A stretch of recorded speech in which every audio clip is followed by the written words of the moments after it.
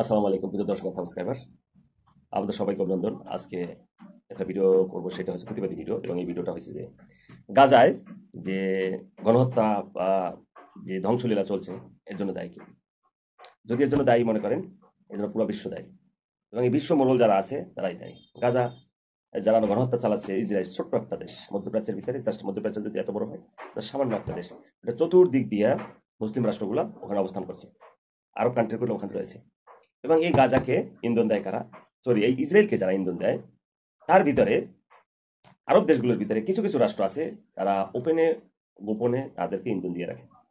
তার ভিতরে আপনি এক নম্বরে মনে করেন জর্ডান, যারা আবার ইসরায়েলের পক্ষে থাকে।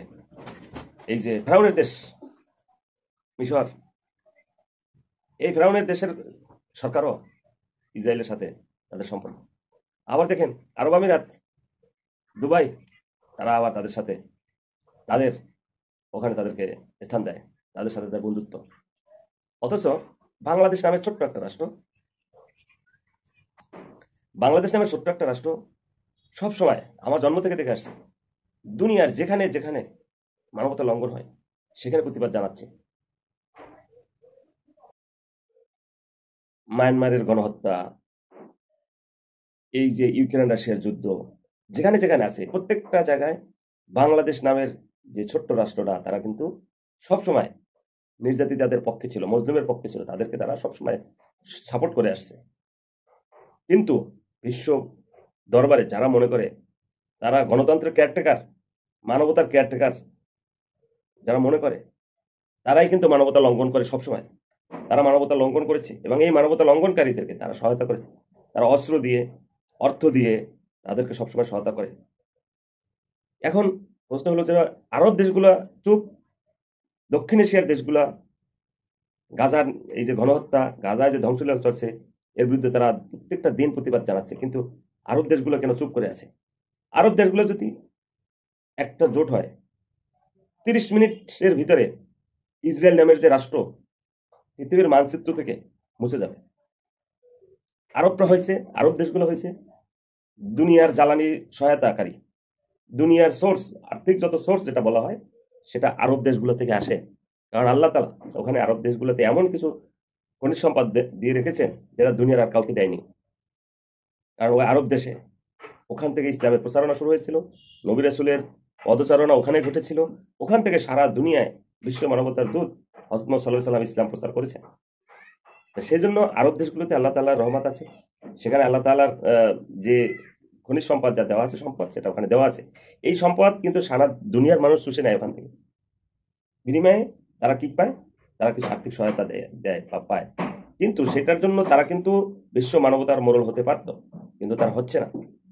তারা কি নিয়ে থাকে আপনারা হয়তো অনেকেই জানেন, আমি শব্দের উচ্চারণ করতে চাই। তারা কিছু দুনিয়াবি, কিছু জৌলুসের ভিতরে তারা থাকে। তারা সবসময় এই যে ফিলিস্তিনি, তাদের কোলের ভিতরে গাজা, প্যালেস্টাইন, মুসলমানদের প্রথম কাবা মসজিদুল আকসা, সে মসজিদুল আকসা এখন ইসরায়েলিদের দখলে। ইসরায়েলিরা বলতেছে এখানে মুসলমানরা তাদের পারমিশন ছাড়া ঢুকতে পারবে না, হাউ ফানি। সেটার জন্য বিশ্ব মানবতা কি কোন দিকে তাকিয়েছে? একটা মানুষের, দুনিয়ার মুসলমানদের যেখানে প্রথম কাবাগার মসজিদুল আকসা, সেটা তারা ইসরায়েলিরা দখল করছে, বলতেছে সেখানে ঢুকতে পারবে না। আর বিশ্বের মুসলমানরা, আরব দেশগুলো কি তামাশা দেখতেছে? অবশ্যই আপনাদেরকে বিচারের মুখোমুখি হবেন কাল কিয়ামতের দিন। আপনারা যদি সহায়তা না করেন, এক মুসলিম আর এক মুসলিম সারা দুনিয়ায় যেখানে থাকবে, একটা দেহ, একটা দেহের অংশে কোথাও যদি টাচ লাগে, পুরো দেহে যন্ত্রণা হওয়ার কথা। আরব দেশে যারা আছেন, শেখরা যারা আছেন, আপনাদের সেখানে কিছু নাই, আপনারা জানেন। কিন্তু দুনিয়ার মোহে পড়বেন না। দুনিয়া ক্ষণস্থায়ী, 50, 60, 70, 80, 100, ব্যাস, খালাস, পরপারে পারি। তো মুসলিম হত্যা হচ্ছে, মুসলিম নিধন হচ্ছে, আপনারা সেটা তামাশা দেখতেছেন। এই তামাশার জন্য আল্লাহ তালা আপনাদেরকে যে কোথায় নেবে আল্লাহ তালা ভালো জানেন। আমি দোয়া করি আল্লাহ তালা এই ফিলিস্তিনি বাসীকে আল্লাহ সহায়তা করুন। দুনিয়ার মানুষ যদি সহায়তা নাও করে, আল্লাহ তালার পক্ষ থেকে অবশ্যই সহায়তা আসবে। আল্লাহ তালা বলে কাফেররা কিছু সময়ের জন্য হেসে নেই, কিছু সময়ের জন্য তারা আনন্দ উল্লাস করে নেয়, অবশ্যই তাদের ধ্বংস নিশ্চিত। তারা ধ্বংস হবে, এই দুনিয়াতে লাঞ্ছিত হবে, এবং আখেরাতে তারা অবশ্যই আল্লাহ তালা বিচার হবে। আল্লাহ তালা বলেছেন দুইটা জিনিসের বিচার প্রথমে শুরু হবে, একটা জিনিসের বিচার প্রথমে শুরু হবে, তার ভিতরে হচ্ছে রক্তারক্তি। মানুষ যদি আরেক মানুষের শরীর থেকে রক্ত প্রবাহিত করে, হত্যা, গণহত্যা, এটার বিচার প্রথমে শুরু হবে। সর্বপ্রথমে সালাতের হিসাব নেবে। যারা কাফের তারা তো সালাতে প্রশ্নই আসে না। তারা আবার রক্ত প্রবাহিত করতেছে মানুষের। অবশ্যই এর বিচার আল্লাহ তাআলা করবেন। দুনিয়ার যত মানুষ আছেন, যত মুসলিম যেখানে আছেন, বিবেকবান মানুষ যারা আছেন, কাউকে গণতন্ত্রের ঠিকাদার মনে করার কিছু নাই, মানবতার ঠিকাদার মনে করার কিছু নাই। কেউ দুনিয়ায় মানবতার ঠিকাদারি নেয়নি। এবং যারা মানবতার ঠিকাদারি যারা নেওয়ার কথা বলে, যারা কেয়ারটেকার মানবতা শিখায়, আসলে তারা মানবতা তারা তলে, তলে কিন্তু সবাই গণহত্যাকারীদেরকে ইন্ধন দেয়। তারাও ধ্বংস হবে। তাদের প্রতি আমরা ঘৃণা জানাই বাংলাদেশ থেকে। এবং বাংলাদেশের প্রত্যেকটা মানুষ দেখেন প্রত্যেকটা দিনই বাংলাদেশ থেকে আসলে প্রতিবাদ হচ্ছে। বাংলাদেশের কাছ থেকে গণতন্ত্র আমাদেরকে শিখতে হবে। বাংলাদেশের প্রধান উপদেষ্টা স্পষ্ট ভাষায় বলেছেন, এই গণহত্যার তীব্র নিন্দা জানাইছে। প্রত্যেকটা বাংলাদেশের মানুষ এই গণহত্যার নিন্দা জানিয়েছে। অতএব কারো যদি গণতন্ত্র শিখতে হয়, মানবতা শিখতে হয়, বাংলাদেশের কাছ থেকে শিখুন। ডক্টর মোহাম্মদ ইউনূস পৃথিবীর বুকে একজন, আর দ্বিতীয়জন আসবে বলে আমার মনে হয় না। তাই আপনারা সবাই ভিডিওটা ছড়িয়ে দিবেন এবং যার যার পক্ষ থেকে অবস্থান থেকে এই ফিলিস্তিনবাসীদের পক্ষে আপনারা দাঁড়াবেন বলে আমি আশা করি।